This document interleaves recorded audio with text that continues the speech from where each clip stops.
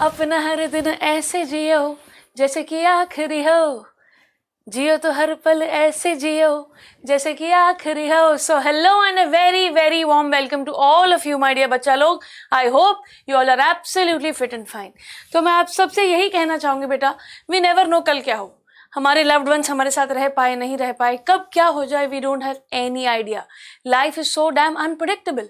तो क्यों ना हर पल को हर दिन को ऐसे जियो जैसे आपका लास्ट है। Give your full on best shot, चाहे वो एग्जामिनेशन हो, चाहे वो फैमिली के साथ टाइम स्पेंड करना हो, चाहे वो खेलना हो, किसी भी चीज में जो भी आप टाइम अपना लगा रहे हो बढ़िया तरीके से इन्वेस्ट कीजिए, अपना फुल ऑन दीजिए, क्योंकि वी नेवर नो कब कौन हमारा साथ छोड़ जाए, कब क्या हो जाए, कैसे चीजें बदल जाए, वी डोंट नो। सो इसी एस्पेक्ट पे आज हम हमारे टेक्स्ट बुक में से 2 लेसन्स पढ़ने वाले हैं। कौन से है ये? मोमेंट्स का पहला लेसन है द हैप्पी प्रिंस, और एक पोएम होगी जो होगी on killing a tree. Happy Prince और किलिंग अ ट्री। तो बेटा खुशी ना, सब इस खुशी के लिए तरसते हैं कि कब लाइफ में हैप्पीनेस मिले, सब हमारे हिसाब से चले। But you know what, we never know कि आगे क्या होता है। सो बहुत ही इंटरेस्टिंग सी है ये कहानी बेटा लोग, बहुत मजा आएगा आप लोगों को। ठीक है, पहले हम पढ़ेंगे द हैप्पी प्रिंस लेसन को और फिर हम जानेंगे on killing a tree poem को समझने की हम कोशिश करेंगे।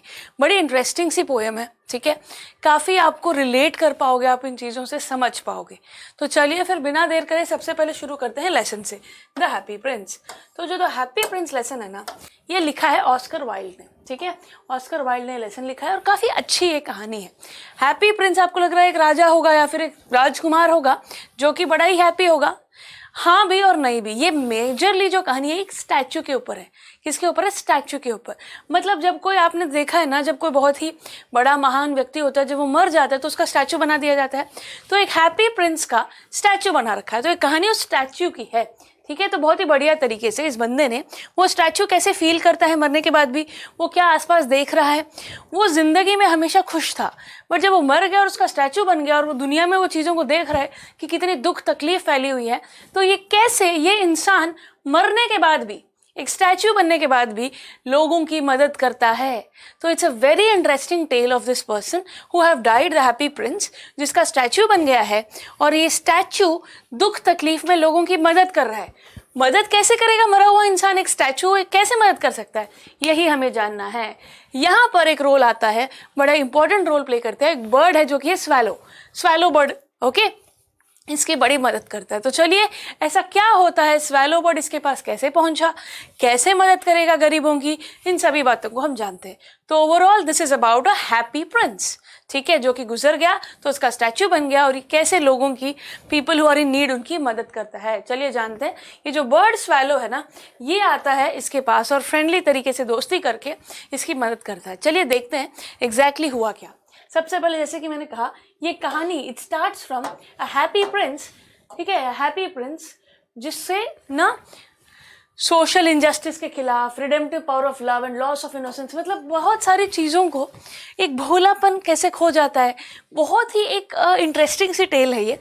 अभी जब आप पढ़ोगे समझोगे तो पता चलेगा कि ये हैप्पी प्रिंस जब जिंदगी में खुश था और जब ये मर गया और इसका स्टैचू बन गया तो ये कैसे करता है। देखो यहाँ पर भी कम अक्रॉस है स्टैचू। स्टोरी में एक स्टैचू है जो एक वक्त में एक रियल प्रिंस था, एक वक्त पे एक रियल प्रिंस था। जब ये प्रिंस जिंदा था, when the prince was alive, he was a happy person.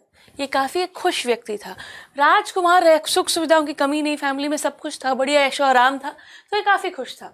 He lived in the palace, जैसे कि मैंने कहा, and did not know anything about human suffering. एक इंसान को कितनी तकलीफें हो सकती है, कितने दुख दर्द से वो गुजरता है, ये सब उसे नहीं पता था। इसको कोई आइडिया ही नहीं था। अपनी ज़िंदगी इसने बड़ी खुशी खुशी जी। Okay, there was no sadness at all in his life. His life was full of joys. बहुत ज़्यादा खुश इसकी ज़िंदगी में खुशियाँ भरी हुई थी। बट अपॉन हिज डेथ, जब ये मर गया, जब ये गुजर गया, हिज स्टैचू वाज बिल्ड। इसका स्टैचू बनाया गया एक बड़े से लंबे से कॉलम पे, ऊपर बहुत लंबा, इसको सब दिख रहा था। ठीक है, build at the top of a tall column in the city. शहर के एक बहुत लंबे से बड़े से कॉलम के ऊपर स्टैचू बना दिया गया। आपने देखा है स्टैचूज कैसे होते बेटा? तो ये जो स्टैचू के नीचे एक लंबा सा कॉलम था, तो वो बहुत ही ऊंचा हो गया था और सबको देख रहा था। ठीक है, ठीक है, एक हैप्पी प्रिंस जो गुजर गया, उनका स्टैचू बन गया। अब आगे क्या हुआ?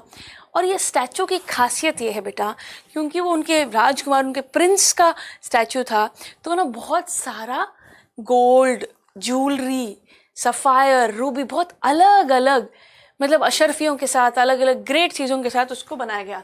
The statue was all over covered with the thin leaves of fine gold. पूरी उसकी जो स्टैचू की जो बॉडी है ना, लीव्स ऑफ गोल्ड से कवर्ड थी। किससे कवर्ड थी बेटा? लीव्स ऑफ गोल्ड से कवर्ड थी। For eyes he had 2 bright sapphires. उसकी आंखों के लिए 2 ब्राइट सफायर स्टोन्स, बहुत एक्सपेंसिव होते हैं ये।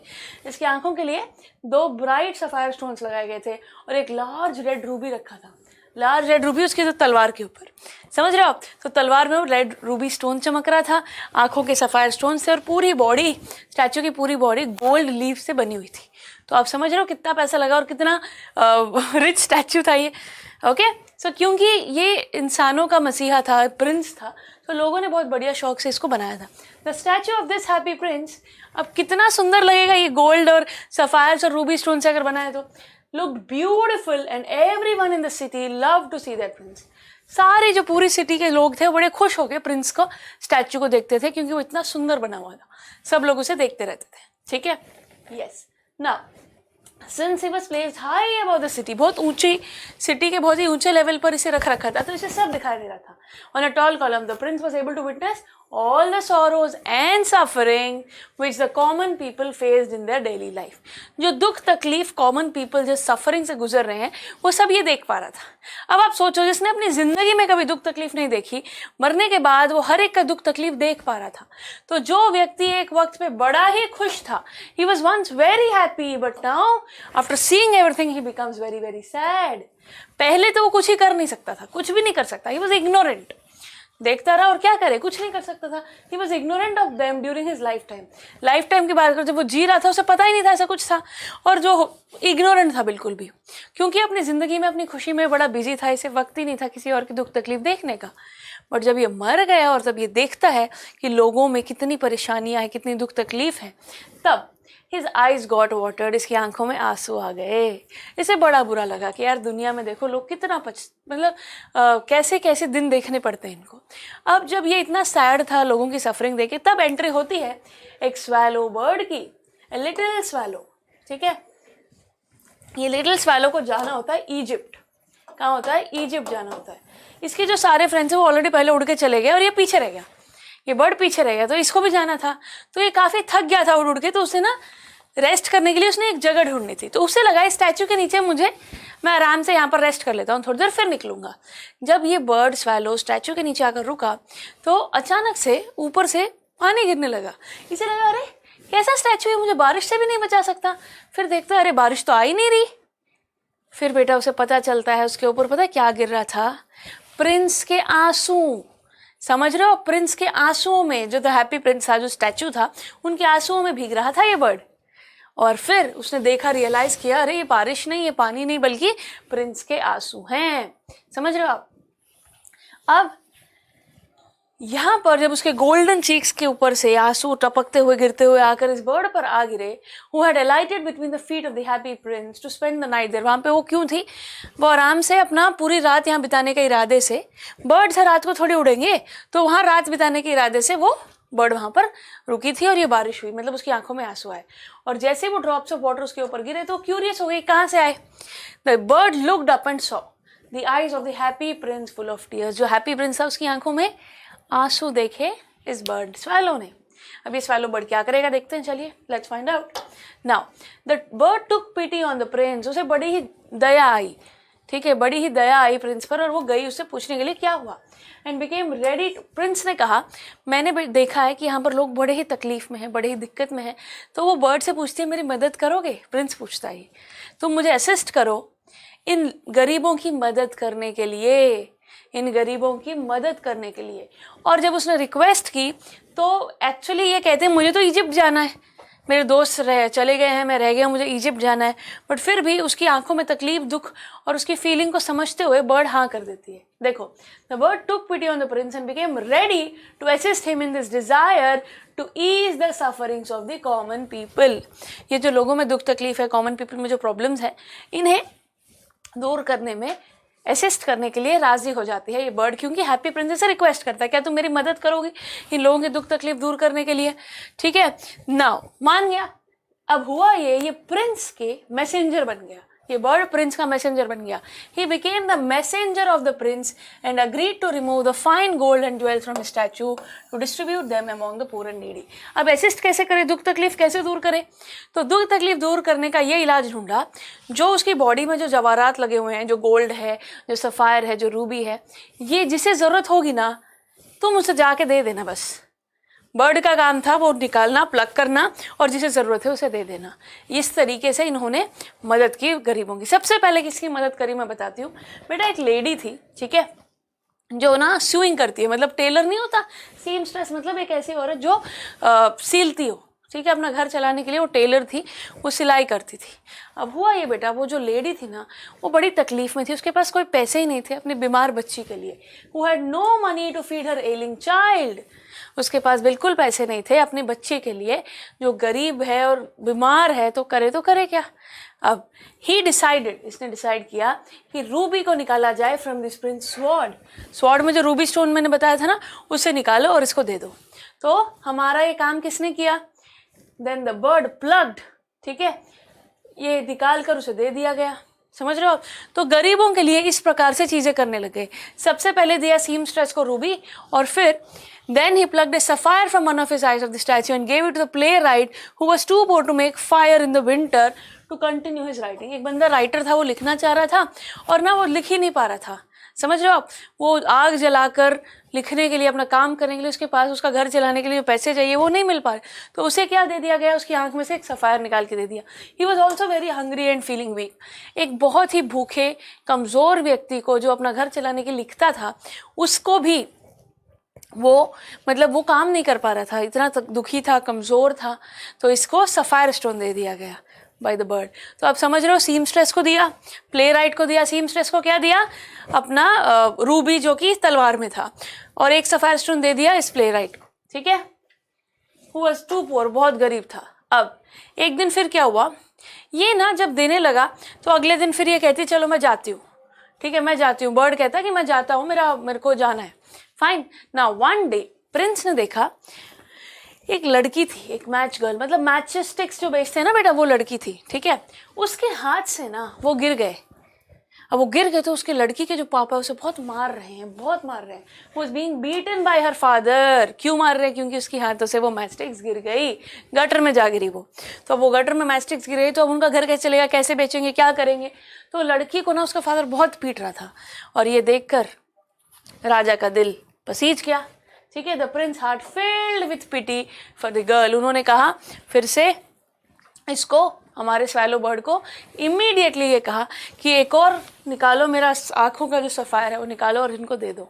अब बताओ, एक चीज़ समझो आप बेटा कि रूबी स्टोन जा चुका है, एक आँख का सफ़ायर जा चुका है. अगर दूसरा भी सफ़ायर चला गया तो क्या वो देख पाएगा?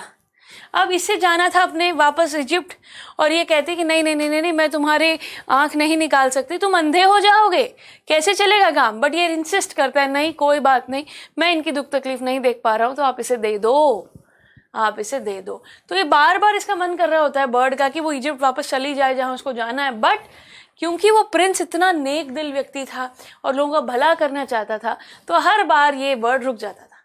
तो अब फिर से यही हुआ, उसने कहा निकालो सफ़ायर और उस बच्ची को दे दो, हेल्प द गर्ल. अब इसने मना भी किया, समझाया कि नहीं नहीं तुम अंधे हो जाओगे, you will get blind. But prince नहीं माने, प्रिंस बिल्कुल भी नहीं माने, ठीक है.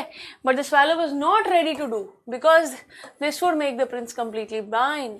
ऑन बीइंग इंसिस्टेड, बहुत इंसिस्ट किया, जोर डाला प्रिंस ने बर्ड पर कि नहीं नहीं दे दो तुम. So he plucked out the prince's other eye. उसने निकाल दिया आँख को, swooped past the match girl and slipped the jewel into the palm of her hand. उसने निकाला और धीरे से उस लड़की के हाथ में इसको रख दिया. आई बात समझ में? palm of her hand उसके हाथ में रख दिया. अब बात ये है, हमारे हैप्पी प्रिंस अब अंधे हो चुके हैं, दोनों आँखें चली गई हैं. Okay, now the little bird decide. अब वो अंधे होने के बाद बर्ड जाना चाह रहा था इजिप्ट, बट उसे लगा यार मैं इसी के साथ रह जाऊं क्या, मतलब इतना वो दुखी था, तो मतलब बहुत ही दुखी था. बट ये सोच रहा था कि भाई अब क्या करे. फिर ना जब वो सोच रहा है मैं जाऊं ना जाऊं, इस डायलेमा में रहता है बर्ड, और उसको अंधा होने के बाद उसको बड़ा बुरा लगता है उसके लिए. अब ये हुआ, वो ब्लाइंड हो गया, prince was not able to see the sorrow और सफरिंग्स एनी मोर।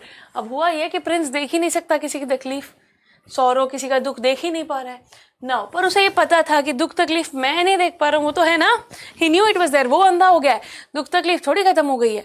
तो उसने फिर से बर्ड से रिक्वेस्ट की।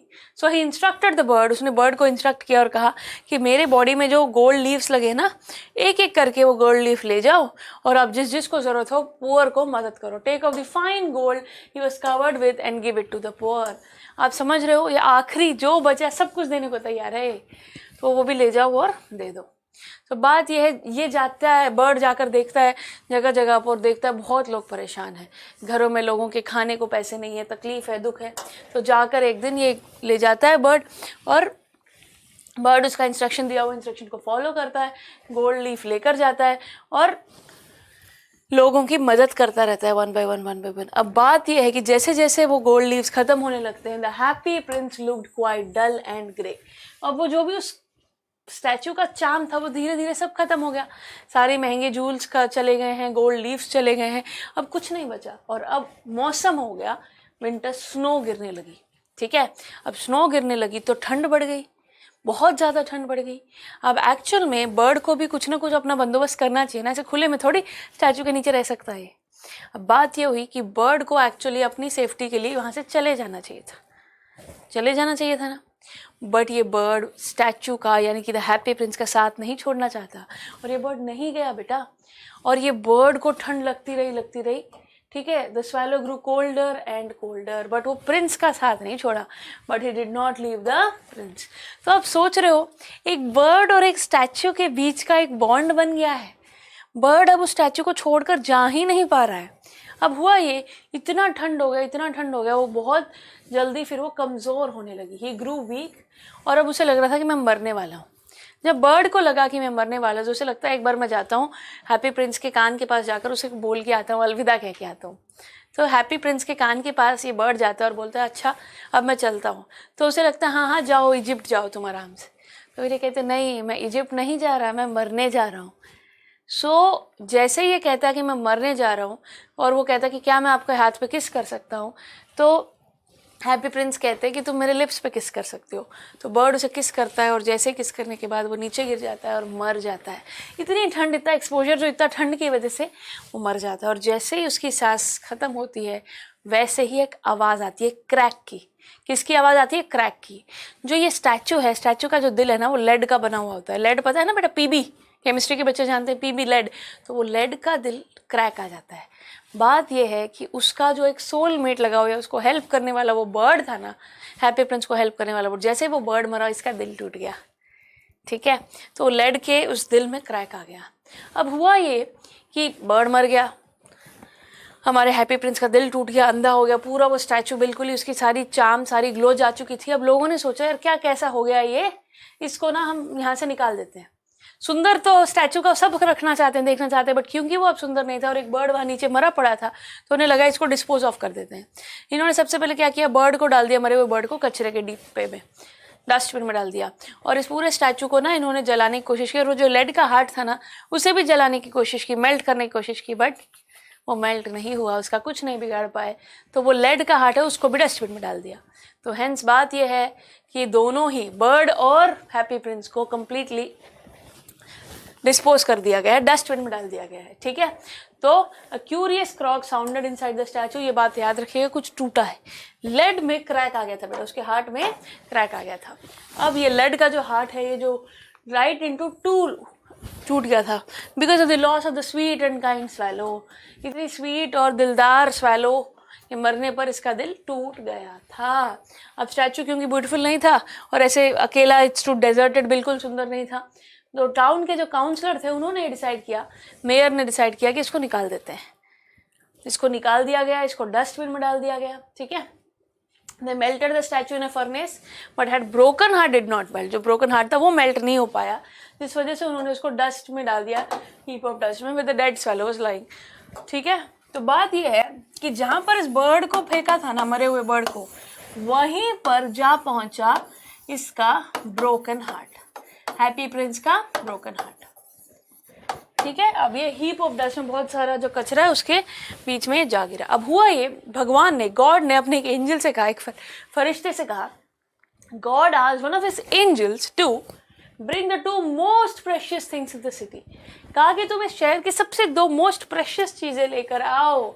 तो एंजल जाता है ढूंढने, हर जगह ढूंढता है, और पता है क्या लेकर आता है? वो टूटा हुआ दिल, लेड का टूटा हुआ दिल, और वो डेड बर्ड लेकर आता है। आप समझ रहे हो ना कितने अनमोल है वो इमोशंस उनके। So God welcome the 2 in his garden of paradise and named them beautiful creations. और उन्हें ब्यूटिफुल क्रिएशंस को बढ़िया तरीके से सजा दिया गया। वहाँ पर जब गॉड ने बुलाया था ना, एंजल को बोला था लेके आओ, उसके गार्डन में, पैराडाइज में, वो जो जन्नत होता है ना, वहाँ पर the happy Prince gave a Ruby for a poor seamstress. याद रखना किसको क्या दिया? रूबी दिया था पुअर सीमस्ट्रेस को, सफायर दिया था प्ले राइट को, अनदर सफायर दिया था मैच गर्ल को। The swallow carried out the princess wishes. सारी जो इच्छाएं प्रिंस ने अपने इंस्ट्रक्शन दी थी स्वैलो को, सारी उसने पूरी की थी। He also plugged out the gold leaves from the statue and gave it to the poor. तो ये जो बॉन्ड था इनका, इसको देखते हुए गॉड ने बड़े ही खुशी से इन्हें, इनको प्रेशियस चीज़ें मानते हुए एक्सेप्ट कर लिया था। तो देखो कितनी बढ़िया सी ये कहानी है। If you be kind to people, अगर आप लोगों की मदद करो तो आपका कुछ नहीं जाएगा यार, जन्नत नसीब होगी बच्चों, जन्नत नसीब होगी। तो अपनी ज़िंदगी में अगर आपके पास भगवान ने आपको कुछ दिया है तो आप बिल्कुल कोशिश करें कि थोड़ा बहुत आप किसी और को, ज़रूरतमंद को देकर अपने आप को एक पॉजिटिव और ठीक स्पेस में रख सकें। ठीक है, जितनी हो सके मदद करने की कोशिश करें। So hence this lesson is completed now. अब पोएम्स में से पोएम पढ़े, ऑन किलिंग ए ट्री। बड़ी इंटरेस्टिंग सी पोएम है। दिस इज रिटन बाय जीव पटेल। ठीक है, जीव पटेल, बहुत ही इंटरेस्टिंग सी पोएम है। यहाँ पर पोएम के नाम से पता चल रहा है ऑन किलिंग ए ट्री। आप सभी सोचो एक बार, अगर ट्री को मारना तो कैसे मारेंगे? बहुत गलत बात है यार ट्रीज को मारना, पहली चीज़ है ना। तो ट्रीज को मारने के लिए पहले उन्हें काटना पड़ेगा, है ना। काटना पड़ेगा। क्या सिर्फ काटने से वो ट्री मर जाएगा क्या? बहुत ज़्यादा और भी जोर लगता है, उसको बिल्कुल उखाड़ के फेंकना होगा, है ना। और ट्री को मारना एक तरीके से ह्यूमन बीइंग को मारने के समान है, ऐसे मानना है जीव पटेल का। और बहुत बढ़िया तरीके से इस पोएम में वो यही कहते हैं, एक सेंसिटिव टॉपिक को उठाते हैं और रीडर को ये फील कराते हैं, हाईलाइट कराते हैं that the trees are living things. Trees में भी जान है, वो भी ग्रो करते हैं, हम इतनी सारी चीज़ें देते हैं। ही इक्वेट्स ट्रीज विथ ह्यूमन्स। वो ट्रीज को ह्यूमन से मतलब उनको कंपेयर करते हैं और कहते हैं कि trees should not be cut, उन्हें नहीं काटना चाहिए, because destroying trees is just like killing a tree. अगर आप ट्री को किल कर रहे हो इसका मतलब आप एक इंसान को किल कर रहे हो, ये मानना है हमारे पोएट जीव पटेल का। So a tree does not die merely cutting. सिर्फ काटने से वो ट्री नहीं मरेगा, it regrows from where it is cut. अगर तुम उसे काट देते हो तो फिर कुछ दिन बाद वहां से वो फिर से रीग्रो हो जाएगा, उसे ख़त्म नहीं कर सकते आप, बट अगर ख़त्म करना है it has to be uprooted. तो इस कॉन्सेप्ट पर पोएम बनाई गई है। बहुत इंटरेस्टिंग ये पोएम है बच्चों। तो चलिए देखें कि कितने स्टैंजास है और क्या कुछ यहाँ कहने की कोशिश की जा रही है। आपको मैं स्टैंजा दिखाऊंगी, डिफिकल्ट वर्ड्स के मीनिंग बताऊंगी, उसका एक्सप्लेनेशन दे दूंगी, ताकि पेपर में कहीं पे भी गलती की गुंजाइश ना रहे। तो शुरुआत करेंगे अब हम पहले स्टैंजा से। It takes much time to kill a tree. Not a simple jab of the knife will do it. It has grown slowly, consuming the earth, rising out of it, feeding upon its crust, absorbing years of sunlight, air, water, and out of its leprous hide sprouting leaves. तो अब बताओ आपको क्या समझ आ रहा है? बेटा ये कहने की कोशिश कर रहे हैं कि ज़्यादा इट टेक्स मच टाइम, बहुत ज़्यादा वक्त लगेगा आपको एक ट्री को मारने के लिए। एक बार अगर आप जोर से सिंपल जैब ऑफ नाइफ, एक सडन रफ ब्लो से वो नहीं मरने वाला। Not a simple jab of knife will do it. एक बार जोर लगा के काटने से, जैब से जोर लगा के काटने से वो मरेगा नहीं। तो फिर क्यों? क्योंकि उसने बहुत साल, इट हैज़ ग्रोन स्लोली, धीरे धीरे उसका वो सनलाइट, वो पानी, वो अर्थ से जुड़ा, वो सारी चीज़ें वो धीरे धीरे डेवलप होना उसके क्रस्ट पे। तो बहुत साल लगे हैं उसको इस पोजीशन में आने के। उसको तुम एक बार काट के जोर लगा के नहीं मार सकते। ये यहाँ पर कहने की कोशिश की गई है। Years of sunlight, air, water and out of its leprous hide. Leprous hide मतलब वो जो बार्क का एक और कलर होता है ना बेटा, देखो ये अलग अलग ब्राउन और लाइट ब्राउन, डिसकलर्ड बार्क। मतलब किस सिचुएशन से बिल्कुल ये एक मतलब ढीला ढाला एक डल से बार्क से कैसे उगकर बाहर निकलता है एक पेड़। ओके, सो बहुत ही बढ़िया तरीके से ये सब सनलाइट, एयर, वाटर, पत्ते आते हैं, स्प्राउट करते हैं, है ना, झड़ते भी हैं, और मतलब एक पूरा प्रोसेस है ट्री के बनने का। तो उस ट्री के बनने के इतने सालों के प्रोसेस को क्या एक बार जोर लगा के कुल्हाड़ी मार के आप खत्म कर सकते हो? क्या नहीं खत्म कर सकते। ये यहाँ पर कहने की कोशिश की जा रही है। सो पहले स्टैंजा में कह रहे हैं कि ये simple cut does not destroy tree. एक बार जैब ऑफ मतलब आप कुल्हाड़ी लेकर एक बार मारने से वो नहीं मरने वाला। A tree grows gradually. Tree का धीरे धीरे वो ग्रेजुअली ग्रो होता है। It's rooted in the soil. मिट्टी में कितना जुड़ा हुआ होता है वो। A plant takes nutrition from the soil to grow, है ना, into a big tree. Plant क्या होता है? न्यूट्रिशन लेता है सॉइल से, धीरे धीरे पानी, सनलाइट, एयर से धीरे धीरे बड़ा होता होता बहुत बड़ा ट्री बनता है। एक प्लांट से वो ट्री बनता है। And the tree is firmly bound with the soil. और वो सॉइल के साथ बिल्कुल ऐसा जोड़ होता है जिसे तोड़ना बहुत मुश्किल है, right? So it takes in sunlight, water and air to grow into a strong trunk and have numerous leaves. एक पेड़ जो हम देखते हैं हमारी आंखों के सामने, उसको पेड़ बनने में कितना ज़्यादा वक्त लगता है, क्या क्या चीज़ें लगती है, ये पहले स्टैंजा में बता रखा है। क्लियर ना? चलो बहुत ही बढ़िया। Stanza 2, so hack and chop but this alone won't do it. तो बहुत बार आपको जोर लगा कर, लंबी लंबी सांसें भरकर आपको उसको और जोर लगा कर कट रफली बाय स्ट्राइकिंग हैवी ब्लोज। बहुत सांस लगती है, बहुत जोर लगता है, बार आप उसको काटोगे। फिर इतने से भी बात नहीं बनेगी। Not so much pain will do it. इतने दर्द से भी बात नहीं बनेगी। तो क्या करना पड़ेगा? The bleeding bark will heal and from close to the ground will rise curl green twigs, miniature boughs which if unchecked will expand again to former size. अब जैसे तुम काटोगे ना, तुम्हें लगा हाँ कट गया, बेटा तुम बार्क जो थोड़ा सा रह जाता है ना, जहाँ से वो कट गया है, वो जो बच गया है उसमें से धीरे धीरे छोटे छोटे ट्विग्स निकलने लगेंगे अलग अलग तरफ से, और फिर वो भी बढ़ने लगेंगे। तुम्हें लगता है कि काटने से बात बन जाएगी, ये दोबारा रीग्रो कर जाते हैं। हमारे ह्यूमन बींग्स को अगर चोट लगती है तो खून निकलता है, ये भी ब्लीड करते हैं। और कैसे? छोटे छोटे ट्विग्स निकलते हैं और वो ट्विग्स दोबारा बढ़ने लगते हैं। They regrow again and can come into the same size which they were earlier. दोबारा से वक्त के साथ वो वापस वैसा ही हो जाएगा जैसे पहले था। तो हम इंसानों से कंपेयर किया गया है कि हमें चोट लगती है तो हमें खून आता है, तकलीफ होती है, बट दोबारा हम ठीक हो सकते हैं, हो जाते हैं। सिमिलरली ये भी ठीक है, इट ऑल्सो ब्लीड्स, और आप इसे ख़त्म नहीं कर सकते। दोबारा से ये ट्विग्स जो भी आएंगे, छोटे छोटे सैपलिंग्स, जैप्स जो आते हैं, उनसे ये दोबारा से रीग्रो कर जाएगा। I hope it is clear. When if unchecked it will expand again to the former size. अगर तुम काटने के बाद इसको संभालोगे नहीं ठीक से, ठीक है, प्रॉपरली इसको खत्म नहीं करोगे, तो वो दोबारा से वक्त के साथ ये फॉर्मर साइज जैसा पहले था वैसे ही हो जाएगा। फॉर्मर मतलब पहले जैसा, उसके साइज जैसा हो जाएगा। Clear everybody? यस। इसकी एक्सप्लेनेशन मैं यही कहूँगी कि ह्यूमंस क्या करते हैं, cut and chop bark off trees को, ट्रंक को काटने लगते हैं, ठीक है, into many pieces, but that is not sufficient to destroy the tree. तुम कितने पीसेस में उसको काट लो, पर इतने से बात नहीं बनेगी। The point of the tree which gets cut, जहाँ पर वो कटेगा ना, वहाँ छोटे छोटे सैप्स, ट्विग्स आ जाएंगे, ठीक है। जैसे एक ह्यूमन बीइंग ब्लीड करता है, जहाँ वहाँ से खून आता है, वैसे यहाँ से छोटे छोटे ट्विग्स आ जाते हैं, और gradually this wood heal and from there new branches start growing. और वहाँ से फिर से ग्रोथ शुरू हो जाएगी, रीग्रो हो जाएंगे, और वैसा ही उसी साइज में आ जाएगा वक्त के साथ जैसे कि ये पहला था। ओके, सो ट्री को मारना आसान नहीं है। फिर स्टैंजा 3 में क्या करें? फिर ऐसे तो बात नहीं बनेगी। The root is to be pulled out. उसको पूरी तरीके से अपरूट करना होगा। वो जो जुड़ाव है ना उसका मिट्टी के साथ, धरती के साथ, आउट ऑफ द एंकरिंग अर्थ में से वो निकल कर आ रहा है ना, वो जो जुड़ा हुआ है, उसको उखाड़ के फेंकना होगा। It is to be roped. उसे एक रस्सी से बांधो, उसको डालो और जोर लगा के खींचो। It is to be roped, tied and pulled out, snapped out. उसको पुल आउट करना पड़ेगा, स्नैप आउट करना पड़ेगा, जोर लगाकर खींचना पड़ेगा। Pull out it entirely from the earth cave. Earth में से, नीचे से उसको उखाड़ के निकालना पड़ेगा। एक तरीके से अर्थ का केव ही है वो। And the strength of the tree exposed. अब ये है कि जब वो बाहर निकल जाएगा ना, पूरा नीचे सॉइल के नीचे जितना है वो सब बाहर निकलने के बाद आप देखोगे कि वहाँ पर द सोर्स जो निकलेगा ना वो वाइट कलर का होता है और गीला, उसमें नमी होती है। क्योंकि हम पानी से, वो नीचे सॉइल से, वो रूट से पानी और न्यूट्रिएंट्स लेते हैं ना, तो वो गीला होता है, उसमें नमी होती है। और धीरे धीरे उसे जब हम बाहर छोड़ देते, तो that the most sensitive part जो हिडन होता है inside the earth, excuse me, जो अर्थ में छुपा हुआ होता है, उसे बाहर निकालोगे और फिर जाके बात बनेगी। और तब भी वो बाहर निकलने के बाद भी उसमें थोड़ी सी जान बाकी होती है। मैं बताती हूँ कैसे। पहले स्टैंजा को समझो।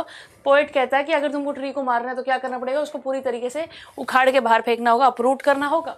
One has to separate the tree from the earth. उसको अर्थ से बाहर निकालना होगा, क्योंकि अर्थ ही तो है नीचे से जो ग्राउंड है वो उससे सपोर्ट करता है। Roots of the tree bind the tree, roots क्या करते हैं, ट्री को बाइंड करते हैं with the soil in the pit of the earth, in the pit of the earth, earth में क्या हमें पता है ये एक पेड़ कैसे अर्थ में अंदर उससे जुड़ा हुआ होता है रूट्स के थ्रू। From there the most sensitive and hidden part of the tree, सबसे सेंसिटिव और छुपा हुआ पार्ट, वही मेन कोर होता है जो हमें दिखता तो नहीं है बट उसी की वजह से सब टिका हुआ है, hidden part of the tree, the roots have to be detached, वहां से रूट्स को डिटैच करना पड़ेगा। The roots are white in colour and are damp, काफी उनमें नमी होती है, वाइट कलर के होते हैं नीचे, और जब उन्हें बाहर निकाला जाएगा तब क्या होगा, तब होगा ये then the matter of scorching and choking, पहले बहुत गर्मी, ठीक है गर्मी, अब नीचे ना उसको एक सराउंडिंग एनवायरनमेंट था, रूट्स को नीचे वो जो वाइट कलर का जो मेन पोर्शन है जो देखो ऐसे बाहर निकल के जब आएगा इसको काटने के बाद, वो ना नीचे जो होगा वो बाहर निकलने पर एकदम से तेज धूप, उसे तो अंदर रहने की आदत है मिट्टी के तले कितनी गर्मी में, और ये स्कॉर्चिंग हीट हो गई यहाँ पर, और मतलब मौसम के बदलाव की वजह से वो दम घुटना है ना, एक तरीके से उसका दम घुट के धीरे धीरे वो सन और एयर की वजह से वो वाइट कलर ब्राउन होने लगता है, वो सॉफ्ट चीज़ हार्ड होने लगती है, और वो ऐसे ट्विस्टिंग, वो उड़ उड़ के मिट्टी उड़ के यहाँ से वहाँ जाके twisting withering and then it is done. तो वो जो चीज़ नीचे दबी थी इतने सालों से, जब उसे बाहर निकालोगे तो बाहर की वेदर कंडीशंस की वजह से और वक्त के साथ वो बिल्कुल ख़त्म हो जाता है। I hope this is clear now. और once the tree has been uprooted then gradually it withers and dries up. Withering पता है ना, एसएसटी में पढ़ा होगा, कैसे धीरे धीरे झड़ने लगता है सारा, यहाँ से वहाँ उड़ उड़ के ड्राई हो जाता है with action of heat and wind. बहुत स्कॉर्चिंग हीट मतलब तेज़ बहुत गर्मी से और तेज़ हवाएं चलने की वजह से ऐसा होता है। वो ट्रंक किस कलर का हो जाएगा, वाइट निकाला था, it will become brown, it will twist and it will harden, finally the tree will die this way, और एट द एंड ट्री इस प्रकार से मरता है। एक इंसान को तड़पा तड़पा कर जब मारोगे तो कैसा लगेगा, वैसा ही है यहाँ कहाँ जा रहा है, इस ट्री को भी तुम ऐसे ही नहीं मार सकते, उसको मतलब बहुत ज़ोर लगेगा, उसको रस्सी बांध कर उसको बाहर निकालने के बाद भी थोड़ी सी उसमें जान होती है, वो धीरे धीरे खत्म। तो बड़ी ही सेंसिटिव पोएम है, मारने मराने की बात हो रही है यहाँ पर। एक ट्री का मरना is compare to a human being का मरना। Okay, to destroy trees it's equates with killing a human being. Trees को खत्म करना मतलब इंसानों को खत्म करने के बराबर है, ये कहा जा रहा है यहाँ पर। He says that a plant takes sunlight, water, air and nutrients from the soil to gradually become a huge tree. एक ट्री को बनने में कितना कुछ लगता है हम सभी जानते हैं, राइट? और एक स्ट्रॉन्ग ट्रंक बनता है और उसके न्यूमरस लीव्स आ जाते हैं। सिर्फ काटने से, merely cutting the trunk of the trees does not kill it, ठीक है, सिर्फ काटने से बात नहीं बनेगी। When a tree is cut, the sap flows out just like a wounded man bleeds. Once the wound heals, new branches and tiny leaves grow from there, which grow into trees. तो आप समझ रहे हो, जैसे हम human being को चोट लगने पर हम ब्लीड करते हैं, इनको चोट लगने पर इसके सैप्स निकलते हैं, हम हील कर जाते हैं, वैसे ये भी हील करके वापस रीग्रो हो जाएगी उसी साइज में वक्त के साथ। Okay, so in order to destroy tree, अगर तुम्हें कंप्लीटली ट्री को डिस्ट्रॉय करना है, खत्म करना है, तो उसको अप्रूट करना पड़ेगा, उसको निकाल के उखाड़ना पड़ेगा पूरी तरीके से सॉइल से, अर्थ में से, ठीक है। So hence this is the way the poem is being explained. तो रूट्स कौन से कलर के होते हैं जो नीचे दबे होते हैं, they are white in colour and damp due to the moisture that they get from the soil are hidden in a pit in the earth. जो अर्थ के एक पिट में एक जगह पर जो नीचे होते हैं वो नमी होती है वहाँ पर, क्यों? क्योंकि वो रूट्स में से पानी आता है ना, वो वाइट कलर के, उसमें डैम्प मतलब एक अजीब सी नमी होती है, गीले होते हैं, वो मॉइस्चर होता है ना उनमें, इसीलिए। These roots are the most sensitive part of the tree. जैसे कि मैंने आपको बताया सबसे अहम हिस्सा और most sensitive part of the tree यही है, ये अर्थ से बाइंड करके रखते हैं उस पेड़ को। So in order to kill the tree, these roots have to be detached from the soil. तो इन रूट्स को आपको बिल्कुल सॉइल से डिटैच कर देना होगा, तभी ये काम बन पाएगा।